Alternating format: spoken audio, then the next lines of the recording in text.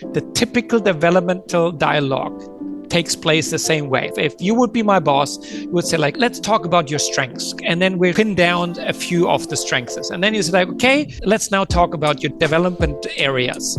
Once you get to that point, you would say like, what are we going to do now for the next 6 months? And in, I would say 80, 90% of the times, I see that both employee and boss focus all the attention on what was defined as the weakness. So let's get it up, let's make it better. And for me, that was kind of logic. But then I looked at my own life. My first employer was Deutsche Bank, the biggest bank of Germany, one of the biggest in Europe, super professional, super conservative, and kind of like only the best of the best ended up there. I have dyslexia. I'm bad. I'm bad at email writing. I'm bad at sending out notes. I'm bad at all of this. And every time I spoke to my bosses, they feel like, Quilco, we need to do something about it. But I felt when I was making progress or when my career progressed, it didn't have anything to do that I became better in my dyslexia.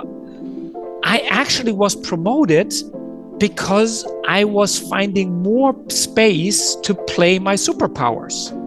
Let's try to get you into a space where you can play your superpowers, because we all, I'm talking everyone here or everybody who is here, is that everyone has made it to the place they are, not because they have reduced their weaknesses, but because they have found a space to play their superpowers.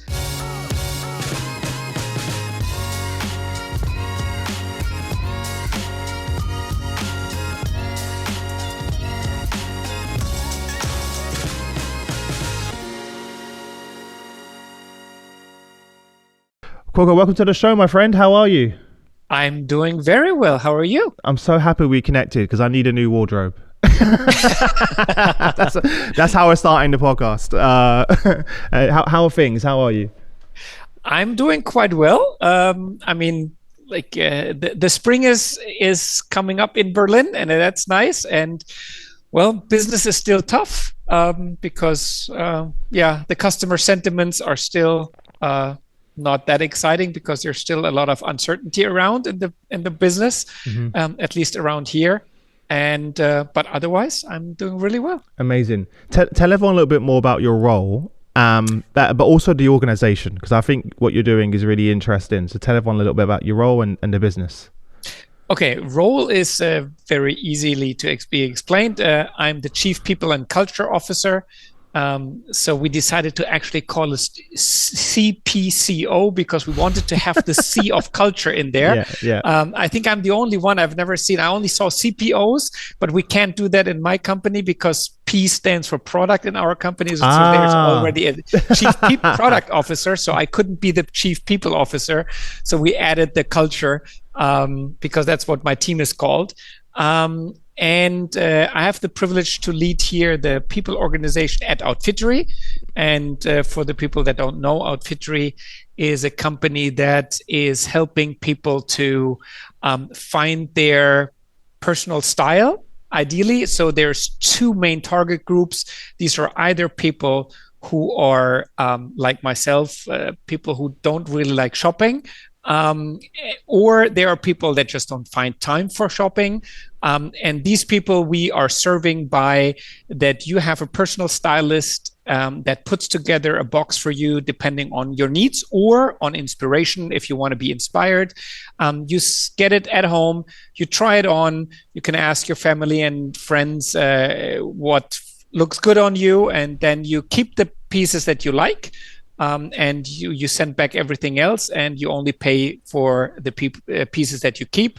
And kind of like the idea is, latest by the second box, our stylists know you so well that at least every piece should perfectly fit. They might not yet meet your personal liking, but at least they know exactly what fits you. And then kind of like you evolve. And then their second group is, I would say it's more on the women's side, is the side people that are saying that they want more inspiration. So they feel like, yeah, they have a good taste and they like shopping, but they feel like they need a new look, a new idea, a new inspiration. And then like our stylists are the ones trying to inspire the customers, also with sending boxes at home. And we're doing this for women and men, and we're doing this in 10 countries in Europe now, the German-speaking countries plus UK, France, the Netherlands, Scandinavia. So these are the main countries. Yeah. I'm generally really excited about what you're doing. My wife and I, as I said, we're on camera every day. My wife has her own show as well, and we're always traveling. We're time poor. We don't have time. We need to be on camera with different clothing. Yes. all the time. Where we're all speaking at events that we do literally every month. We're at a different event, and we just don't have time to go and shop. To your point, we kind of fit the exact category profile. Yeah. We should become a customer. I'm saying it right now on camera, so I have no choice right now. But yeah, I love what you're doing. What's really top of mind for you right now? Obviously, culture is an important part because it's in the name. It's the name of your team. It's in the title. What does culture mean to you? Because I feel like that's everyone I speak to has a different definition of culture. Yeah. I usually go very simplistic. For me, culture is, in the simplest form, the way we do things here. So just like this is kind of like people that join Outfittery will have after a while a taste of, okay, this is how things work here. This is what people are like celebrating. These are things that people seem to not like so much. This is this type of style that we speak about. This is the sensitivity. This is the openness. This is the transparency. So there's different, and all of this, like for me, is culture. And for me, I think from all HR themes that we have to deal with, from recruiting to leadership, from people development, talent management, etc., I think nothing is more challenging or a bigger beast than the theme of culture, because it is quite interesting to identify culture. And I think that's not the big issue. You can analyze cultures quite well.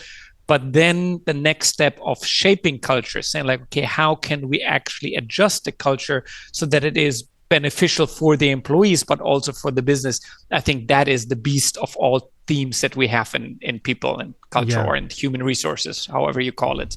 I hate human resources, by the way. Yeah, I know. Sorry, we need to change our name of our company at some point.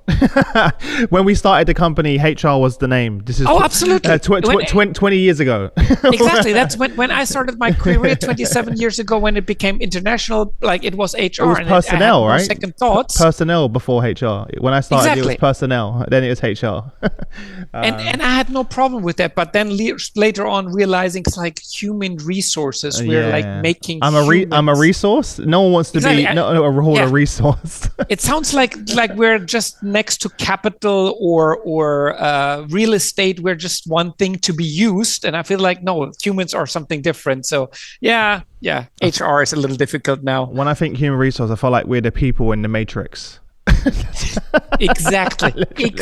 That's what I feel like. I never thought about that before. I want to go back to your point though. You mentioned how to shape it is, but you said how to identify is easy.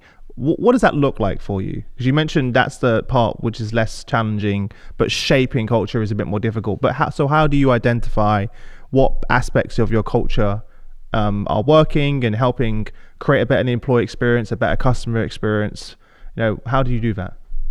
I think there's multiple ways. There's very simplistic ones. So, for example, when almost 4 years ago, when I joined Outfittery, the first question I asked my boss, CEO, Julia, is Julia, the first weeks, if possible, I would like to work as minimum as possible, because I would like to speak to people, and get a sense of the culture. And what did I do?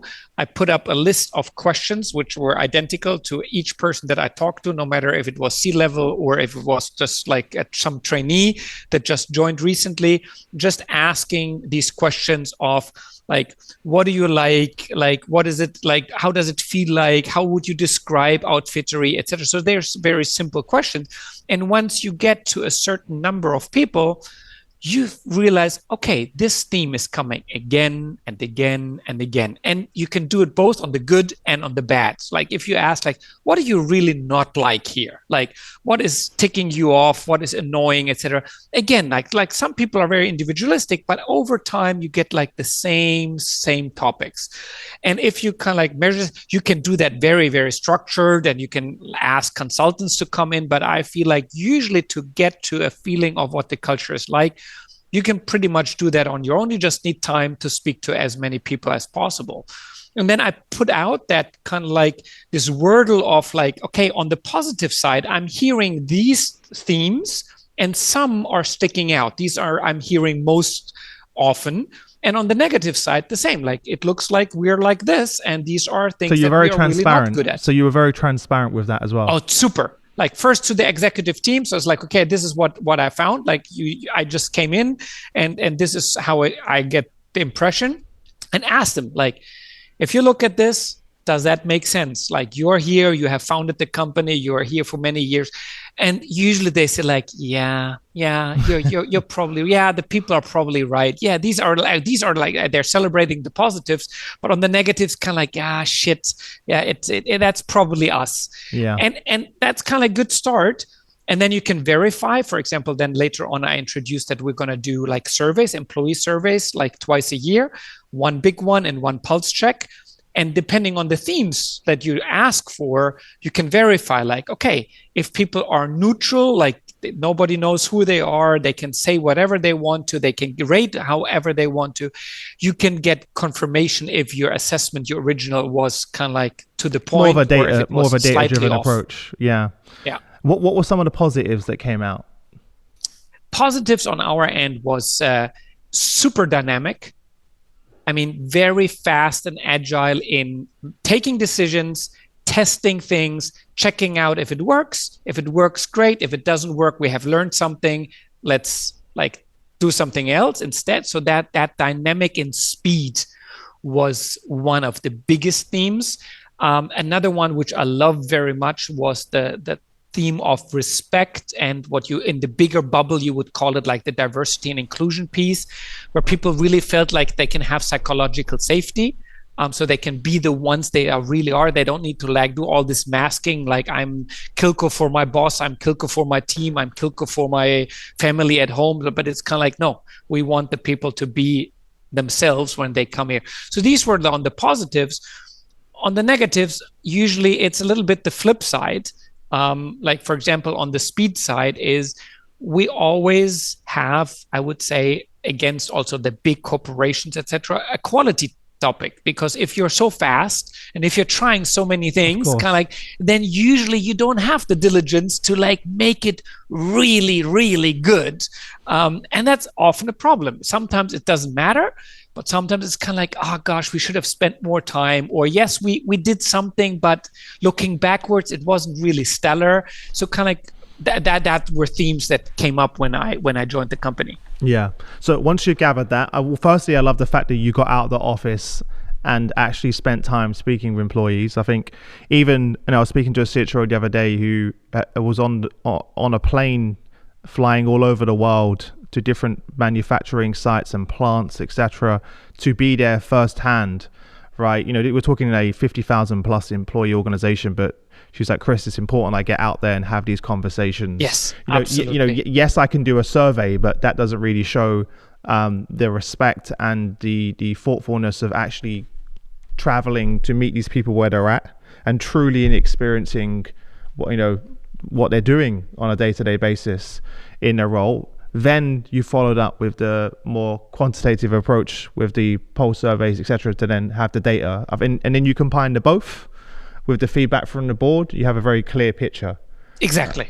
Exactly. Then you can trust. Yeah. Then you can trust your assessment. And I fully agree. The higher you go up in the ranks, the more stuff is filtered. Yeah. So if you really want to know what's cooking, you need to be there on the floor, and even there it's not easy because they know who you are. Yeah, so HR is here. yeah, exactly. So even then it's kind of like you need to find that trust, and you need to find their language. It's like, okay, come on, like tell me what's really like ticking you off, or what did you really like, or when you are in a bar, like what do you tell your friends about what you like about the country, and then maybe you actually get the full answer. Yeah. Well, one of the things that you did, which you mentioned, which most companies don't, is you led with trust and transparency by sharing the negatives. Yes. So a lot of companies don't do that. But what does that do? It sends the signal that we hear you, but we don't listen. Like, as if you do that and then you don't share, here is the feedback and be transparent, then people aren't going to, they're not going to feel psychologically safe. They're not going to feel, you're going to lose the trust, right? So especially because they feel like it's all now greenwash, it's only marketing. So once you've done that, you're on the journey, you communicate that with the team. What does it mean to shape culture? Walk us through that. Yeah, I mean, and I think most important, like for me, shaping culture is it's a strategic task, meaning just shaping it for the purpose of shaping it makes no sense. Kind of like it's a question like, where do you want to go? Kind of like, what is your vision of what you want to be like? And then you can look at your cultural map and you can see like, oh, these positive effects, what we are like, what's our DNA, is going to be super, super helpful. So there, I'm kind of like talking about what I usually like preservance management, like to say like, we need to keep this because too often we're focusing on the negatives that we want to get rid of, and nobody like thinks about the positives that are already there that we need to preserve because we need them in the future as well. So kind of like, okay, what are the key aspects that we definitely need also 2 years, 4 years from now? But also kind of like what on the cultural side is right really not helping, and we need to change it to achieve our ultimate goals. And as culture is nothing that you change from one day to the other, kind of like you need to be in there for the long run, because maybe in 6 months you start sensing a little bit of movement, but really changing culture that you would say like now people that come into the organization say something different, that it takes time. And for me, it was a 2-3 year journey to really get to the point where people say like, yes, we are different now. And I think that is the question. Where do you want to go? Then look at what you have and then decide, okay, which aspects do we want to change? And then comes the magic is how do you actually get it from A to B? Yeah. What is the biggest challenge in shaping culture? And can you give me an example? I would say the biggest challenge is that top management people in the executive suite are not role modeling it. They are communicating it everywhere, like in any town hall or all hands meetings or in internal communication, maybe even external communication, everywhere you can. But then when you see people act, behave in their setting, especially when they are under time pressure, when they have, when problems are coming up and projects don't work and sales are down, etc., then to see kind of like, are they still in for the cultural change or not? If you get that piece right, I think you have maybe 40 to 50% of your cultural change, you will be successful. There's good other stuff that you need to do from my perspective, but these are the most important one. Yeah. Because if they see like, okay, this is talk, they want that culture, I should as employee behave differently. They want from me like this and this and this, but I don't see them doing it. It's like, hell no. Like, yeah. And I'm being a culprit of this. It's easy to do that when things are going great. Yeah. But it's when things are coming at you and your business is facing challenges or external disruptions and factors, that's really when it's the most important to demonstrate. Yes. Right? But it's not easy. So how have you tackled that? Like how have you ensured that you maintain that even during challenging times? For me, it was mainly working with the executive team. I mean, really like not thinking about the companies like us, the ones that are coming together here as the C-level. are we in this together? Are we, number one, all in on the vision? Like, do we really have the same picture? If you wake us up at 3 o'clock at night and says like, okay, what's Outfittery going to look like in 3 years from now or 2 years from now? Will people describe the same picture? And if not, go over and over again until we are aligned. So like, okay, now I get it. Okay, this sounds sexy. We really want this. So having that vision. And number two, then to say, let's be transparent about like our flaws, because we're not perfect. So if we want to role model, we need to also role model that sometimes we behave differently. But if people call us out on it, we actually react in a way that we apologize. It's like, you're absolutely right. We want this culture. My behavior didn't fit to that new culture that we want. So you're right. I was wrong and I need to apologize. And I see so little that top leaders are willing to show weakness and apologize. So I think working with the exec team to say, okay, are we in this together? And are we now willing to also show the weak sides on us personally, but also on the business? Mm-hmm. If business is going well, don't go out there, do chaka.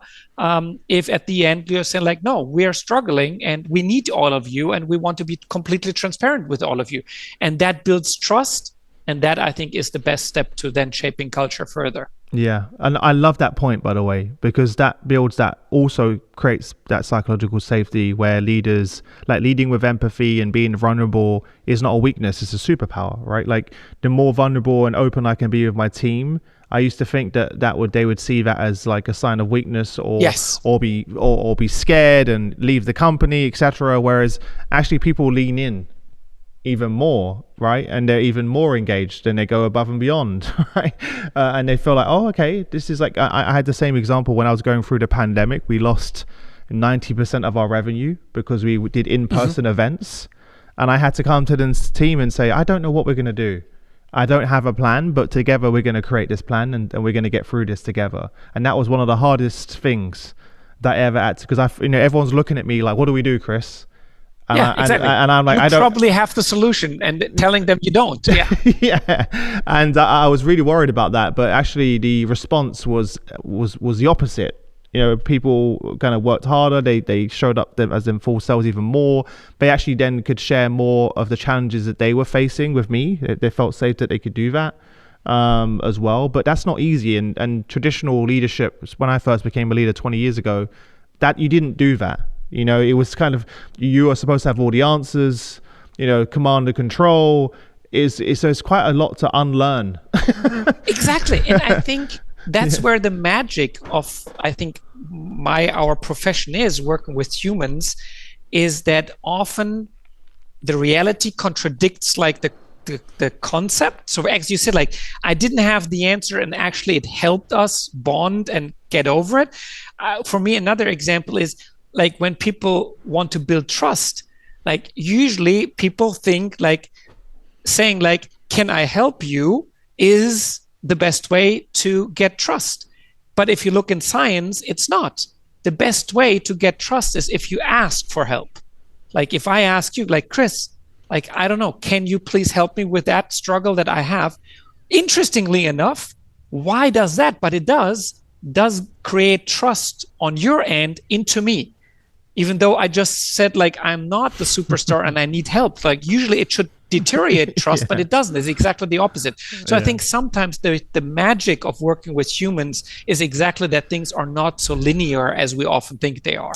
I feel the same way about feelings, because it's normally the things that you're feeling negatively about are the things that are holding, and that you're avoiding are the things that are holding you back. Yes, absolutely. And it's really hard to describe that to people. They're like, what do you mean? Well, you feel everything the opposite, right? But you kind of got to run into the headwind. And that's where you see progress and the magic and the aha moments and the collaboration. But it doesn't feel good, right? So why doesn't it feel good? Like, shouldn't that feel good doing that? So I completely get, And once I learned that when I was quite young, I felt like I unlocked something special, because I realized that as long as I was willing to fail forward and lean into discomfort, that magic happened on the other side. It didn't feel good, during Oh yes, the time. exactly. But That's a problem. but you can build a muscle there. I kind of realize the more now I'm constantly, me and Shane, my founder, we always talk about seek discomfort is one of the lines we say. And I always have this in my mind. And when I get too comfortable, I get worried now. I'm so used to seeking discomfort that when I'm like, everything's going good, I'm like, oh, what's wrong? What's wrong? Like it's too comfortable right now. So you're right. Everything it shouldn't make sense, but it does.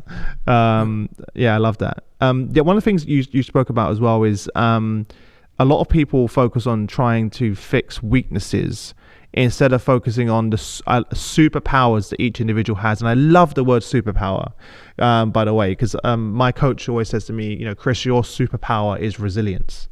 Like that's what, and creativity and other things like that. But for years earlier in my career, I spent most of my time trying to fix my weaknesses, which was maths, science and grammar. And, I always struggled with reading and writing, and I was like obsessed with fixing that instead of leaning in to my superpower, which is, I love that word that you use. Talk to more about why that's so important.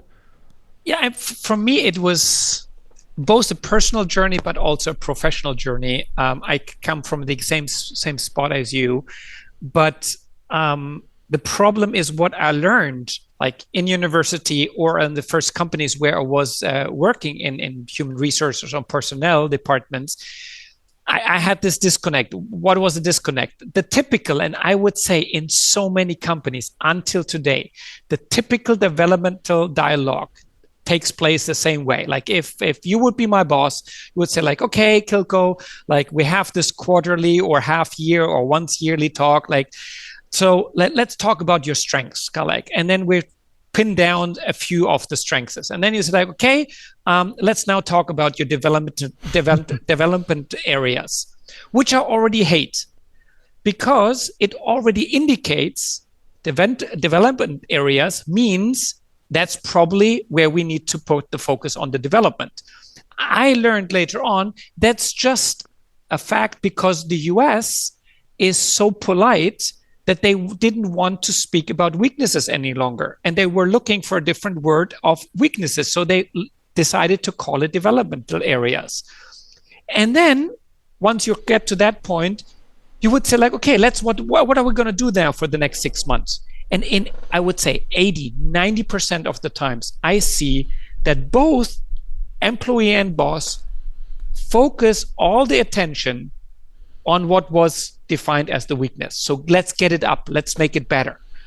And for me, that was kind of logic. But then I looked at my own life. And for example, the easiest example is I have dyslexia. So I can't really make a lot with written words. I have my problems. I had problems reading my entire life. And even if I write something wrong and you tell me it's wrong, I have to look for hours to actually see what I have written wrong. It's not like, oh, sorry. Yeah. Like I don't see it. And with that kind of like attitude, if you then, my first employer was Deutsche Bank. It's kind of like, it was the biggest bank of Germany, one of the biggest in Europe, super professional, super conservative, and kind of like owned the best of the best, kind of like ended up there. And for whatever reason, I was accepted.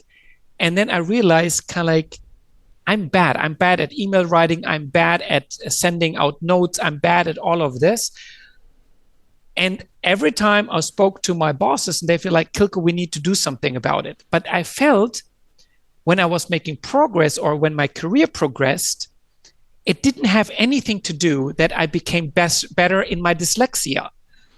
I actually was promoted because I was finding more space to play my superpowers. And for me, that was kind of like, for example, the I think one of them is winning others over, kind of like making easy connections with people, building trust, etc. So these were my superpowers. And I feel like it doesn't matter what I do with my writing or reading, it's not going to get me there. But if that's the fact, why are we always focusing on it? And then kind of like I started getting into the topic. Then I learned about the Strengths Finder and anything that Gallup does about that research. And I found like, wow, They're talking a very different language. And that's how slowly I became this. Yes, let's openly and transparently talk about weaknesses because they need to be addressed. And maybe we need to find bypasses. So like, Quilco, you can't write. So please don't send emails directly from your account to all employees. Let's look over it. And then we send it out. It's just a bypass. It is a waste of time. Yes, it is. It's not effective, but it is needed for me. But let's try to get you into a space where you can play your superpowers, because we all, I'm talking everyone here or everybody who is here, that everyone has made it to the place they are, not because they have reduced their weaknesses, but because they have found a space to play their superpowers. And if that's the case, why do we then all of a sudden want to focus on the weaknesses? It makes no sense to me. Yeah, I love this topic, and we don't talk about this enough in general, let alone our podcast as well. Because for most of my childhood, I was ashamed that I don't have any education. By the way, I've been doing this since I was 17. And one of the reasons I didn't continue with college and university is I had such a bad experience in school, because they would always focus on your weaknesses. You're a failure in English, maths, science, etc. But the fact I'm massively accelerating in art, graphic design, ceramics, and physical education, that wasn't, that it was always focusing on what you are not good at as opposed to what you're great at. And one of the activities that unlocked a whole different level of growth in our business is, for the first few years, and Shane and I, my co-founder, kind of split tasks. Sorry, not split tasks. We kind of both had 50-50 of sales, 50-50 of marketing, 50-50 of finance, right? And we were both just exhausted. And we sat down and did a very simple exercise where we wrote down on a piece of paper each all of the things that we were doing to give us energy, and all of the things that do to take away energy. And then we looked at our calendar and looked at how much time we were spending with each on each. And the funny thing we realized is all of the things that were draining me are the things that Shane loved, and all the things that Shane didn't like, I loved. And so we immediately removed, so myself, I focus on marketing, product, and content, right, and sales. And Shane focused on operations, finance, and our production of our events, and all of the organization of that. We 5x'd our revenue the next year. See? Because we lent into, and anything outside of my scope, I delegate. Exactly. I don't want any of that stuff. And I think if you do what you just did with your partner, I think two magic things happen. Number one, yes, you get much more energy because you can spend more time with your superpower, but you completely lean into the concept of team. Because if you kind of only do like I do everything and he does everything, well, somebody can ask you, if you were in a fight, do you actually need him? And you feel like no, I don't actually need him. I could do this alone. The moment you do what you just did, if somebody then says oh, could you do without him? It's like, hell no. No, I couldn't. I absolutely need him. He is kind of he is the other 50%. And it feels usually that the other 50% is the bigger, more important one because it feels so easy on your end. Yeah. And so so the concept of team becomes so powerful if you do that. And the diversity and inclusion topic, meaning that you start loving differences, that not we are we are best partnering with people who are just the same as us. But it is we need the difference and the other superpowers to be really successful. So completely love the example. But lastly, not I think you said the educational system. I fear it's not only the educational system that are making big mistakes, but as a father of 3, I would say we as a parents do the same. Because if you think about it, if we as a kids or our own kids, if they come home with their report card, and there are some great grades on there and there are some bad ones on there,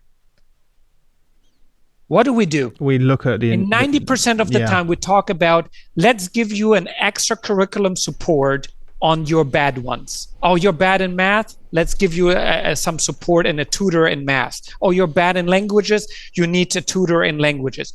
So we focus with our intention and all the money on the bad side.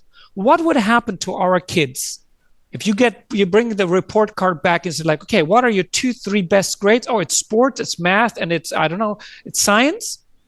You want an extra tutor for sport, math, and science? Yeah. The kids would love it. And they would say like, are you serious? And they'd excel. You're giving me extra person, extra money that I become better at something that I anyway good? And you say like, yeah, of course, because that's probably your superpower and that's what you're going to shape your future on. But who does that? Nobody. Yeah. It's interesting because as you grow and you see it in sports, right? So sports athletes have performance coaches.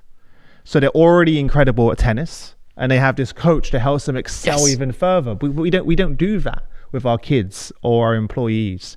But you see it in professional sports is the easy analogy I can think of right now, right? To be able to do that. And I agree with you. My daughter's 6 years old.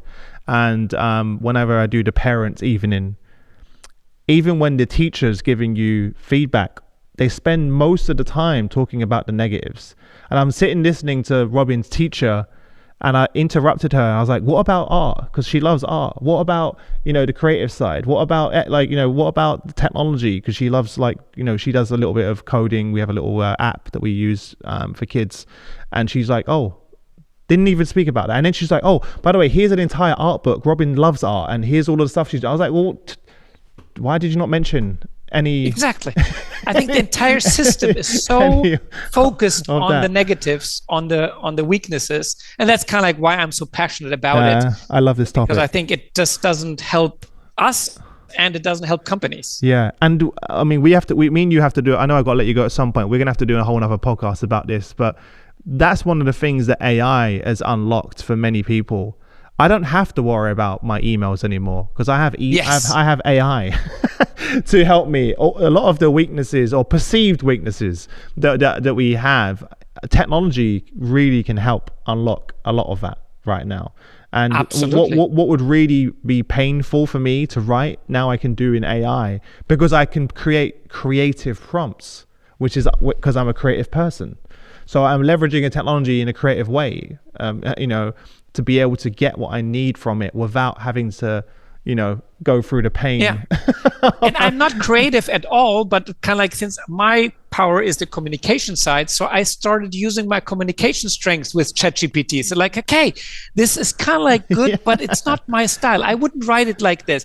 And they're like, okay, I understand it. And now to know like they exactly find my wording, but they are writing it correct. They are putting the commas where they need to be and all of that good stuff. I mean, that's amazing. Yeah. I'm literally after this call, it's so funny. I'm about to write some contracts, which I always stress about, and I'm literally going to use ChatGPT, which I've trained on a particular agent to help me write them after this call. And obviously it's got memory, right? So it just gets better and better and better as you use it. But listen, Quilco, I could talk to you forever. I love the fact we went down this rabbit hole. I think it's such a fascinating topic, and it's not something that we talk about enough on this show. And I think transcends, like you said, from our inside the walls of our organizations to our homes to our schools.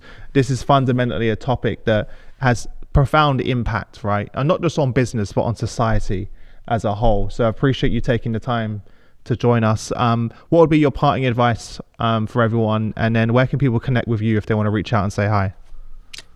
I don't know if I have famously last words.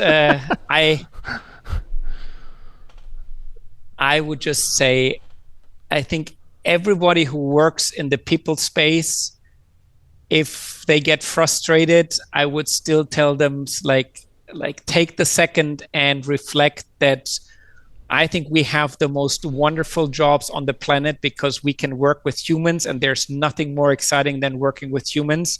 Like not only with humans and then on a different product, but we are working with humans on humans. And I think that's kind of like at least heaven for me. So that will be my advice. How can I connect? I'm in LinkedIn. Yeah, perfect. And since my name is so unusual because my mom comes from Bolivia and this is a Quechua Indian name, so there's no other Quilco around as far as I know.